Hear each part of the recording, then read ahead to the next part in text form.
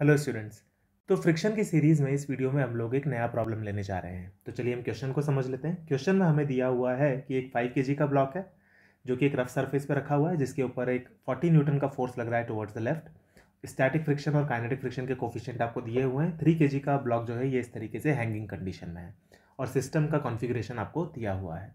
फिर आपसे क्वेश्चन पूछा गया है, find part a of the question, friction acting on the 5 kg block and accelerations of the blocks. काफ़ी अच्छा क्वेश्चन है स्टूडेंट्स, ये एक बार आप खुद से क्वेश्चन को ट्राई कर लीजिए, फिर उसके बाद में आप मेरे सॉल्यूशन को देखिए। चलिए हम सॉल्व करते हैं। देखिए, इस क्वेश्चन के अंदर सबसे पहले जो हमको चीज़ सोचनी होगी वो ये है कि सिस्टम चलेगा भी कि नहीं चलेगा। और अगर चलेगा तो काइनेटिक फ्रिक्शन होगा, नहीं चलेगा तो स्टैटिक फ्रिक्शन होगा। अब चलेगा या नहीं चलेगा ये किसके ऊपर डिपेंड करता है? ये डिपेंड करता है कि फ्रिक्शन कितना अवेलेबल है यहाँ पर मैक्सिमम। तो अपन यहाँ पे सबसे पहले तो फ्री बॉडी डायग्राम बना लेते हैं। यहाँ पे 30 न्यूटन का फोर्स लग रहा होगा, 3 इंटू जी की वैल्यू मैंने 10 ले ली है। यहाँ पर एक नॉर्मल कॉन्टैक्ट आ रहा होगा, नीचे की डायरेक्शन में 5G आ रहा होगा।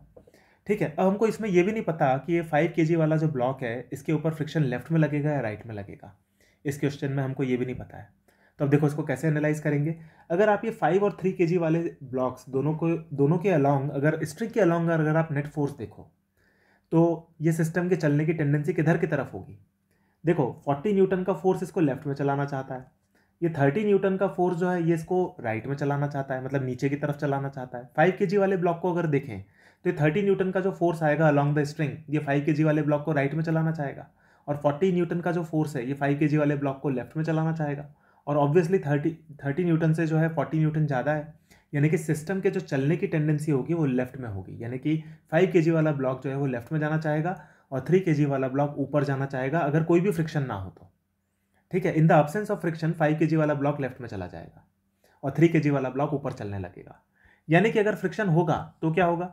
अगर फ्रिक्शन है तो फिर फ्रिक्शन राइट में आएगा, क्योंकि जो टेंडेंसी है सिस्टम के चलने की, 5 kg वाले ब्लॉक के चलने की जो टेंडेंसी है वो तो लेफ्ट में है, तो फ्रिक्शन यानी कि राइट में आ रहा होगा। तो हमको एक चीज़ तो ये समझ में आ गई कि फ्रिक्शन अगर 5 kg वाले ब्लॉक पे आएगा तो राइट में ही आएगा।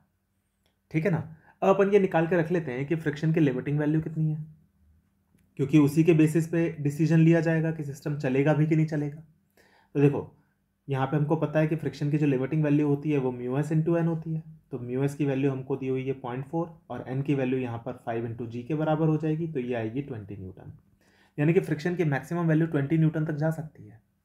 ठीक है, अब देखो अगर आप 5 kg वाले ब्लॉक को कंसिडर करो तो यहाँ पे हम ये देख सकते हैं कि टेंशन इन दोनों ब्लॉक्स पर इस तरीके से लग रही होगी। अगर ये सिस्टम स्टेशनरी रहा तो टेंशन की वैल्यू 30 न्यूटन ही हो जाएगी। ये 3 kg वाले ब्लॉक से हम देख सकते हैं। तो 5 kg वाले ब्लॉक को अगर आप देखोगे तो वहाँ पे अगर आप टेंशन की वैल्यू 30 न्यूटन लो तो लेफ्ट डायरेक्शन में नेट फोर्स इस ब्लॉक के ऊपर कितना लग रहा होगा?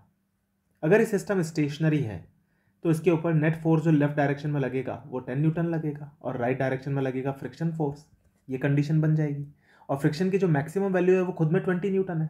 तो ये 10 न्यूटन का फोर्स जो है ये 20 न्यूटन जिस फ्रिक्शन की लिमिटिंग वैल्यू है उसको तो ओवरकम कर नहीं पाएगा, यानी कि ये सिस्टम नहीं चलेगा, ये सिस्टम रेस्ट पे ही रहेगा, क्योंकि फ्रिक्शन की लिमिटिंग वैल्यू जो है वो ज़्यादा है नेट अप्लाइड फोर्स से, जो कि 5 kg वाले ब्लॉक के ऊपर लग रहा है। 5 kg वाले ब्लॉक के ऊपर जो नेट अप्लाइड फोर्स है वो केवल 10 न्यूटन है, लेकिन जो रोकने वाला फ्रिक्शन फोर्स है उसकी लिमिटिंग वैल्यू 20 न्यूटन है, यानी कि 5 kg वाला ब्लॉक नहीं चलेगा। तो फिर ये फ्रिक्शन की वैल्यू कितनी होगी? फ्रिक्शन की वैल्यू अप्लाइड फोर्स के बराबर हो जाएगी और ये स्टैटिक फ्रिक्शन फोर्स होगा। तो यहाँ पे हम ये बोल सकते हैं कि ये जो फ्रिक्शन फोर्स होगा ये हो जाएगा स्टैटिक फ्रिक्शन, और इसकी वैल्यू कितनी हो जाएगी? इसकी वैल्यू हो जाएगी 10 Newton in the right direction, तो हम इसको बोल सकते हैं 10 आई कैप। और यही हो जाएगा आंसर इस क्वेश्चन का। राइट डायरेक्शन में ये फ्रिक्शन फोर्स लग रहा होगा और इसका मैग्नीट्यूड होगा 10 न्यूटन। तो देखिए कितना अच्छा क्वेश्चन है ये।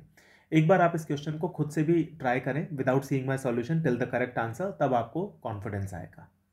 ठीक है स्टूडेंट्स, हम लोग मिलेंगे आने वाले वीडियोज़ में और भी नए प्रॉब्लम्स और कंसेप्ट्स के साथ। Thank you.